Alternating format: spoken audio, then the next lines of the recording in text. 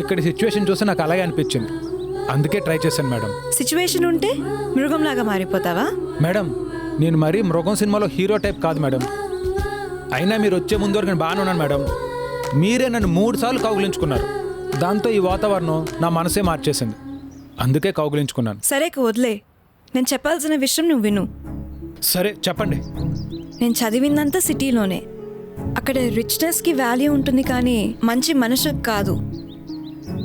నేను పెళ్లి చేసుకునేవాడు రిచ్గా ఉండాలి అనుకున్నాను, కానీ రిచ్గా ఉంటే వాడి అలవాట్లు ఎలా ఉంటాయో తెలుసుకున్నాను. అందుకని నేను పుట్టిన ఊర్లో కాస్తో కూస్తో మంచివాడు ఉంటాడని వచ్చాను.